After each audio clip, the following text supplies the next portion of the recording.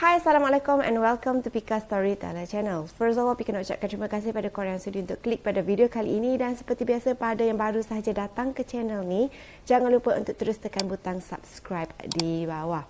Jadi, untuk video kali ini, Pika akan kongsikan dua kisah seram yang dikongsikan oleh Amirul, bukan nama sebenar, yang merupakan seorang abang askar berusia sekitar 30-an. Dan beliau ni berasal daripada Johor. Dan dia juga minta Pika untuk rahsiakan lokasi kejadian dan juga nama sebenar dia atas sebab-sebab tertentu lah. Jadi tanpa kita buang masa, jom kita mulakan.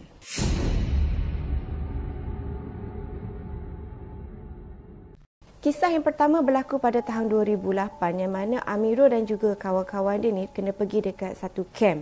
Dan Pika terpaksa rahsiakanlah nama camp tu. Pada masa tu, minggu pertama, Amirul ni cakap yang tak ada apa-apa lagi yang berlaku pada dia. Sampailah ada satu kejadian tu yang dia tak boleh lupakan sampailah sekarang. Dan kejadian tu pula berlaku pada malam Jumaat tau. Jadi mengikut Amirul, pada satu malam Jumaat ni, tiba-tiba dia terbangun daripada tidur sekitar jam 2 pagi. Sebab kata dia perut ni macam rasa macam nak membuang gitu kan. Jadi, sama seperti abang-abang askar, kebiasaan kan kita tahu yang abang askar ni kebiasaannya mereka ni jenis yang hati kering lah, jenis yang berani kan, duduk dalam hutan, sorang-sorang macam tu. So, bila dia nak pergi ke toilet pada pukul 2 pagi, dia tak adalah kejutkan kawan-kawan dia ke apa. Cuma dia pergi seorang diri je lah. Dan mengikut Amirul ni juga lagi, tandas dekat camp tu dia terletak agak ke bawah sikit. Sebab keadaan camp tu dia macam agak berbukit macam tu. Dan lokasi tandas tu pula betul-betul berada di depan hutan. Okay, dekat belakang maksudnya tandas, lepas tu dekat belakang tu hutan tebal lah. Dan dekat belakang tandas tu pula betul-betul ada satu pokok yang sangatlah besar dekat situ. Jadi Amirul ni pun berjalanlah pergi ke sana kan, pergi ke toilet tu. Dan dia pun masuklah toilet. Dan selang 2 minit ni, masa dekat dalam toilet tu, tiba-tiba dia terdengar seperti bunyi orang sedang berkawat. Bunyi tapak kaki, bunyi suara macam tu kan. Tetapi suara tu seperti tak berapa nak jelas sangat. Masa dia tengah duk buang hajat tu, masih lagi mungkinlah dalam keadaan mamai macam tu kan. Dia terfikir juga, siapa pula kan berkawat pukul 2-3 pagi ni, sebab setahu dia tak ada askar pun yang akan berkawat pada jam 2-3 pagi ni. Tetapi pada masa tu, dia pun macam malas nak fikir panjang. Dia biarkan je lah. Tiba-tiba, daripada bunyi yang berkawat tadi kan, tiba-tiba dia dengar bunyi macam ada orang main air pula dekat dalam bilik air camp dia orang tu. Dan kata Amirul, dekat dalam bilik air tu, dia ada satu kolam yang besar tau. Dia bunyi seperti ada orang tengah duk main-main air dekat kawasan kolam tu lah. So masa tu, dia ingatkan kawan dia lah kan. Jadi bila lepas dia dah settle semua, buang hajat apa semua kan, jadi dia pun keluar lah. Dan dia katakan yang masa dia keluar je daripada toilet tu, masa tu tiba-tiba dia rasa meremang. Kebiasaannya mula-mula memang kita rasa macam mungkin kawan macam tu kot. Tapi tiba-tiba bila dia keluar je daripada toilet tu, dia rasa meremang lain macam. Jadi sama macam kita, walaupun kita rasa macam tak sedap hati kan, rasa lain macam, tapi masih lagi Amirul ni dia memberanikan diri untuk pergi jenguk siapa pula yang main air pada waktu macam tu kan. Sebab dia nak tengok kok kawan dia ke macam mana kan. Tapi bila dia pergi jenguk dekat dalam bilik air tu, tak ada orang. Maksud dekat kawasan yang dia dengar bunyi air tadi tu, tak ada orang pun. Lepas tu, bila dia keluar daripada toilet ni, dengan keadaan yang agak meremang jugalah time tu. Lepas tu bunyi yang bukan-bukan. Tiba-tiba masa dia tengah berjalan keluar daripada toilet nak menuju balik ke camp dia tu, sekali dia nampak ada seorang kawan dia tau. Tapi kawan dia ni yang peliknya berjalan menuju masuk ke dalam hutan seorang diri. Lepas tu Amirul ni pun panggil lah kawan dia. Pika bagi nama kawan dia Man dia panggil lah Man, kau nak pergi mana tu? Kau nak pergi mana tu kan? Tapi Man ni tak menghiraukan Amirul. Dan Man tu terus berjalan masuk dalam hutan seorang diri. Kemudian disebabkan kawan dia ni tak toleh pun langsung dekat dia bila dia panggil nama kawan dia tu kan. Terus dia terdetik dalam hati dia, jangan-jangan ni bukan orang. Macam tu. Jadi dia pun cepat-cepat terus pergi balik ke camp dia tu. Dan alangkah terkejutnya si Amirul ni tadi, sebab bila sampai je dekat dalam camp tu, sekali dia tengok kawan dia yang Man tu kan, rupa-rupanya tengah sedap je tidur. Jadi maksudnya dekat sini, yang dia nampak masuk dalam hutan sorang-sorang tu tadi bukanlah man, tetapi sebaliknya jelmaan semata-mata. Lepas tu Amirul ni dia cuba untuk lelapkan diri, dan kemudian bila dalam lebih kurang selang 1 jam kemudian tu, dia dapat dengar bunyi ketukan daripada belakang katil dia. Dia cuba untuk biarkan dulu, tetapi malangnya lepas bunyi ketukan tu, sekali bunyi seperti cakaran pula. Dia cubalah untuk diamkan diri lagi kan. Dan masa ni lah tiba-tiba dia dapat rasakan yang kawan dia punya katil, okey, tiba-tiba bergoyang, bergoncang dengan sangat kuat. Mengikut Amirul ni juga, bukan kena sekali tau, tapi banyak kali lah, dalam 2-3 kali macam tu. Dan masa ni jugalah Amirul kata, nasib baik jugalah makhluk tu tak tunjukkan diri dekat dia kan. So dia cuba untuk lelapkan mata, dan keesokan harinya barulah dia bagi tahu dekat kawan-kawan dia ni. Dia buka ceritalah dekat kawan dia ni kan, apa yang terjadi dekat dia pada malam tu. Okey, yang tu tadi adalah kisah pertama yang berlaku dekat Amirul, dan sekarang Pika akan sambung pula dengan kisah kedua yang berlaku dekat Amirul, tetapi kejadian ni berlaku pada tahun 2010.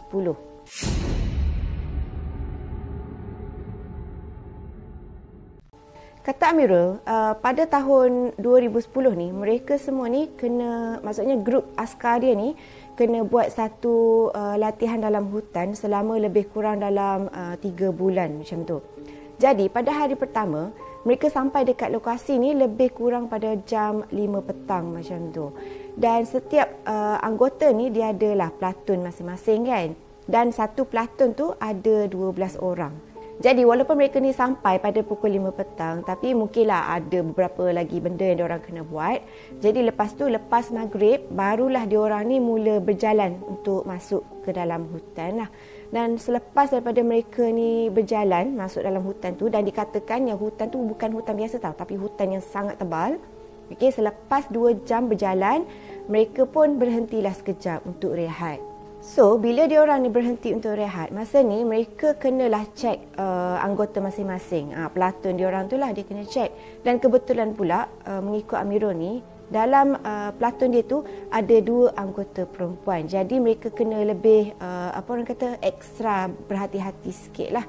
So, Amirul pun cakap, dalam bila diorang berbaris masuk dalam hutan semua tu kan, memang Amirul ni adalah orang yang terakhir. Maksudnya dekat sini, yang lain-lain dah kat depan, okay, Amirul ni pula dia kena duduk dekat bahagian yang paling belakang dekat dalam barisan tu lah.